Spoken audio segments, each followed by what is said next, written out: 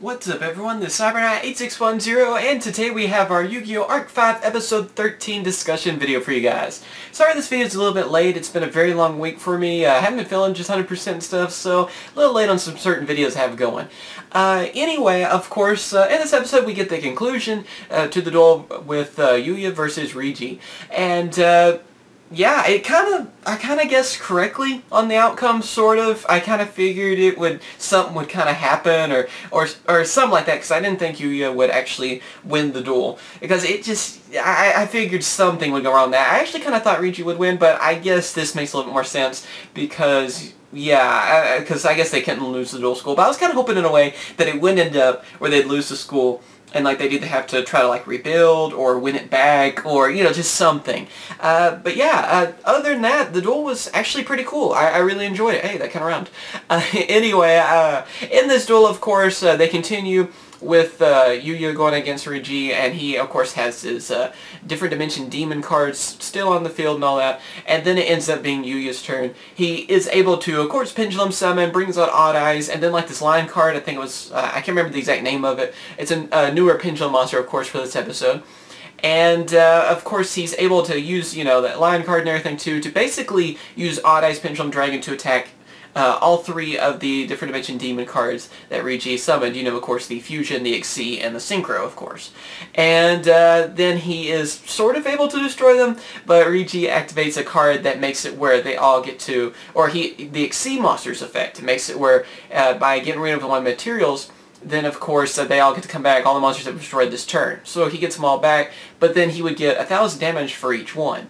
By this point, of course, Yuya did so much damage to him. I think he had like 2,300 life points, something like that. It was lower than 3,000. So of course, if he took 3,000 damage, it would, you know, he'd lose a duel and it would be over.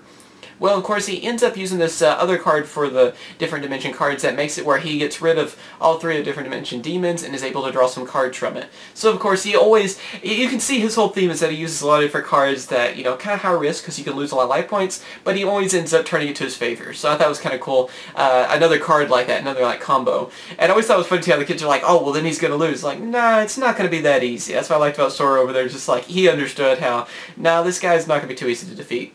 Then after that, of course, we knew this was going to happen. I mean, it was in previews and everything else too, that Reiji actually Pendulum summons.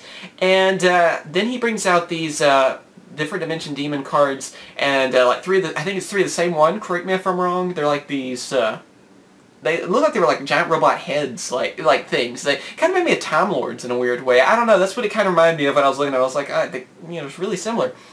And yeah, of course, Yuya is shocked. He realized he's not the only one that can Pendulum summon. He thought, you know, that's what they were all saying too. Well, they might have all the other forms of summoning, except rituals. No one's using that yet. I know, I'm going to keep complaining until that happens, though. You guys know that. And, so he's thinking, well, with Pendulum Summons, that's all I'm going to need. I can still defeat, you know, Exceeds and all that with having Pendulum Summon. Well, with Reiji also having that, evidently, I guess they act like he kind of mastered Pendulum Summoning. Evidently not, as we kind of learned through this, because I'm not sure.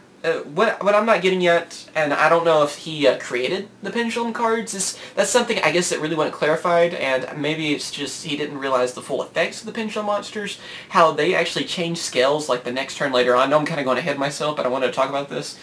They kind of changed the scales. We can only bring out like level 4 and 5 monsters or something like that. He couldn't bring out, of course, near as many as last time. You know, the scale was a lot bigger last time. I didn't know if it was he just didn't read the full effects and really understand how they worked, or if he created the cards, because he said something about them malfunctioning. So, did he actually just make the cards, or what? I didn't really understand that. I don't know if they really went into it, though. Maybe I'm missing something on there, but I was thinking, did he actually just create Pendulum monsters? Is it something that is, like you're chosen to have Pendulum monsters, and that was his only way of kind of having one? And that kind of, if that is the case, that kind of reminds me of course, in the original series, whenever they had a counterfeit Winged Dragon of Ra. So that's what I was kind of wondering, you know, is it kind of, it's still one of those things where you can't really make your own cards in the anime itself, because it always, you know, ends up badly. Or again, it could be that he just didn't know really how they worked. It didn't really go into that too much, so I kind of assumed that he made them, but hopefully we'll know a little bit more about that later. Anyway, of course, he summons those different dimension demons, of course. I'm not used to calling them that. I'm just going to probably just call them different dimensions. Anyway, he brings those 3 out. They all have high attack and is able to, of course, get rid of Odd Eyes and all of Yuya's monsters. You can tell he's trying to... I think at one point he was like trying to get an action card to save him, but I guess he couldn't get to it in time or something. Can you tell he's like running trying to find one, and of course it doesn't save the lion card that he has. And then of course the next turn Yuya's still trying to think what he can do. Of course, with his monsters able to go to the extra deck, since they are Pendulum monsters. Pendulum monsters, when they are destroyed, they don't go to the graveyard, they go to the extra deck, which is kind of weird, yeah, but you're able to re-Pendulum summon them then. So that's what makes Pendulums actually really strong. It's one of the strongest things about them. So he's able to bring out Odd Eyes again. He brings out another newer card. I forgot the exact name of it. It's like a snake-looking card. And, of course, he, is trying to think of a way to get past them. And he actually comes up with a way where I think it would have exactly been enough to destroy Reiji. But then, of course, it doesn't work. He didn't really know the effects of the different dimension demons that he brought out, that Reiji brought out.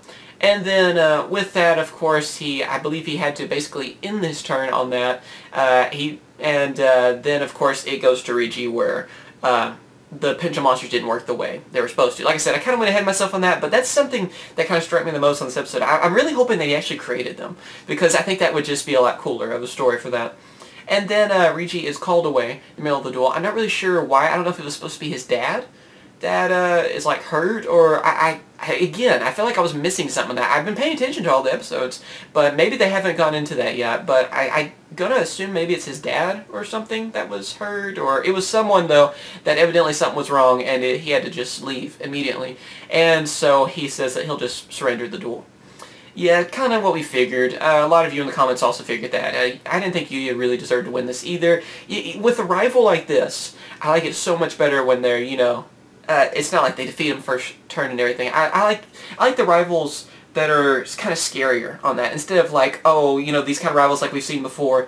Kind of more like Shingo and others too. We've seen them in the past, and I guess Chaz is kind of more this character as well, where they're defeated, and then like their whole story is, oh, I need to figure out a way to get stronger to defeat, whoever, the main character is for that.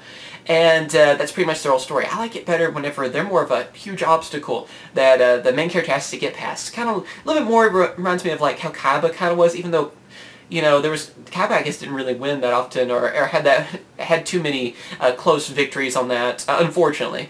And I guess Zane is probably the one that reminds me of the most. When I really think about other Yu-Gi-Oh characters, it kind of really reminds me of Zane. So I can't wait to hear more about this character. I can't wait to see what, in fact happened.